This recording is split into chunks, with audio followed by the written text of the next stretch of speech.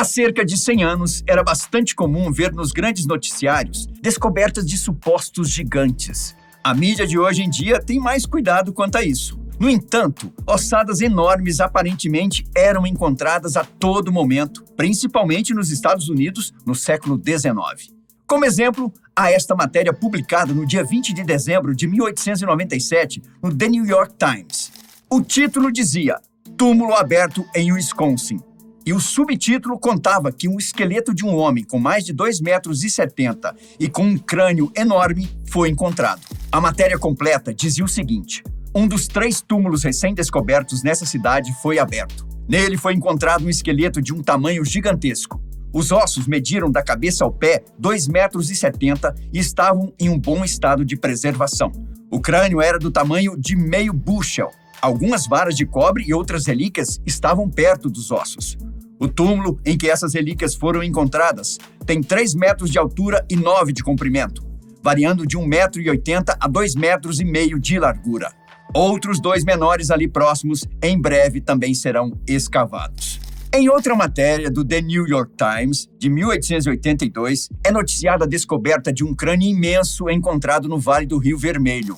A matéria dizia que o homem a quem esse crânio pertenceu era evidentemente um gigante. O túmulo em que foi encontrado seria em breve investigado pela instituição de pesquisa da época chamada Sociedade Histórica. Em 1902, uma exploração foi organizada para escavar um rancho em Guadalupe, uma vez que o dono do local havia achado ossadas gigantes. O homem que abriu a tumba achou um osso de antebraço que tinha mais de 1 metro e um tórax com uma circunferência que ultrapassava os 2 metros. Um artigo do jornal San Antonio Express traz até mesmo imagem dos achados. Na matéria, o jornal informa sobre a descoberta de um crânio com o dobro do tamanho de um crânio humano normal. A imensa caveira foi achada por trabalhadores em uma praia perto da cidade texana de Victoria. Na época, acreditava-se que aquele era o maior crânio já encontrado em todo o mundo. Depois que foram achados pelos trabalhadores, os restos do possível gigante foram escavados pelo arqueólogo W. Duffin. O jornal de Minnesota, St. Paul Globe, também publicou uma notícia sobre gigantes em 1904. O periódico informou que escavadores descobriram um esqueleto humano de 3,65 m de altura a uma profundidade de 3,60 m. Na ocasião, os restos foram examinados pelo Dr. Samuels. O New York Times divulgou outras matérias falando sobre descobertas semelhantes fora da América do Norte. No México, um homem chamado Charles Clapp encontrou centenas de esqueletos de homens de mais de 2,40 m de altura. Na França, em 1890, ossos 2 vezes maiores que os humanos foram descobertos e examinados pelo professor Kinner. Antigamente, havia até mesmo artigos que falavam sobre as descobertas históricas envolvendo os gigantes desde a época do Império Romano até o século XIX. Como exemplo, há o artigo Quando os Gigantes Vagavam pela Terra, que fala de esqueletos de quase 10 metros de altura. Em teoria, parece que há alguns anos apareciam mais evidências sobre a existência dessas raças enormes. No entanto, mais recentemente, uma notícia que envolve a temática chegou à mídia. O jornal alemão Bild divulgou a história vivida pelo pesquisador Gregor Spory em 1988. Ao viajar para o Egito, Spory teria se encontrado com um local chamado Najib, de uma linhagem de ladrões de túmulos. O egípcio mostrou para o visitante uma estranha relíquia, um gigantesco dedo mumificado. Para provar a veracidade do objeto, Najib mostrou documentos que atestavam a existência do dedo e até um raio-x. Spory tirou algumas fotos com uma cédula de dinheiro ao lado do órgão mumificado para mostrar o tamanho do dedo, além de pegar os documentos. O dedo, no entanto, não estava à venda e ficou com Najib. Gregor divulgou a descoberta, mas o dedo propriamente dito nunca mais foi encontrado. Apesar dos supostos documentos, é difícil acreditar na veracidade do dedo de gigante mumificado. Afinal, as evidências não passam do próprio relato de Spory e das fotos que ele tirou. Ninguém chegou a examinar minuciosamente o próprio dedo. Por que será que tantos buscam provar incessantemente a existência dos gigantes?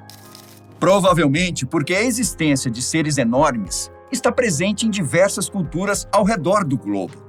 A crença é compartilhada por várias mitologias, o que explica a grande quantidade de descobertas de gigantes em séculos passados.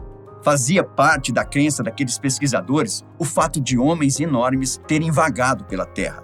Na mitologia nórdica, por exemplo, os gigantes eram seres enormes, inimigos jurados dos deuses. Havia tanto gigantes de fogo quanto gigantes de gelo, com suas origens em Jotunheim e Muspelheim, outros mundos presentes no imaginário dos escandinavos. Se formos para a Grécia Antiga, também verificaremos a presença de gigantes. No entanto, os gregos não acreditavam que eles eram necessariamente enormes. Os gigantes gregos estavam relacionados a muita força, agressão e selvageria. Nessa mitologia, os seres também eram adversários dos deuses, principalmente os olimpianos. A Bíblia é um livro que conta sobre a existência de seres muito altos. Em Gênesis, no capítulo 6, está escrito no versículo 4 que naquele tempo havia gigantes na terra. No contexto bíblico, os gigantes não eram tão poderosos quanto em outras mitologias, não passando muito de pessoas bastante altas. Procurando bem, é possível achar diferentes versões dos gigantes nas culturas celta, hindu, chinesa e várias outras. Em 2016, veio à tona talvez o encontro mais famoso entre os humanos e uma suposta raça de gigantes. Segundo a história divulgada pelo repórter e pesquisador L.A. Marzulli, em 2002, tropas estadunidenses foram ao Afeganistão para resgatar uma outra equipe. Ao chegarem na região de Kandahar, os militares não encontraram os companheiros. Ao chegarem perto de uma caverna da região, uma imensa lança disparada de dentro da caverna atingiu fatalmente um dos soldados. Em seguida, um gigante de quase 5 metros saiu de dentro do lugar. Após 30 segundos de disparo, o monstro foi abatido. Em seguida, os soldados chamaram a aeronave C-130 para transportar o corpo enorme. A história foi confirmada pelo apresentador de rádio George Noory, que afirmou ter recebido ligações de pessoas que estavam presentes. O Departamento de Defesa dos Estados Unidos negou o ocorrido, dizendo que não há informação sobre um membro de forças especiais morto por um gigante. Mesmo assim, Dan, nome do soldado supostamente morto pelo gigante, foi dado como morto por um explosivo em Kandahar. Como algumas informações do caso são bastante suspeitas, a maioria dos meios de comunicação não divulgou os relatos. Antigamente, quando os critérios de noticiabilidade ainda não estavam bem definidos e a apuração era mais precária, talvez o caso do gigante de Kandahar fosse muito divulgado. O que sabemos é que seres humanos com grandes alturas é bastante possível. Robert Pershing Wadlow, por exemplo, tinha mais de 2,70 metros. Alguém com uma altura por volta de 3 metros pode sim ter existido em nossa Terra.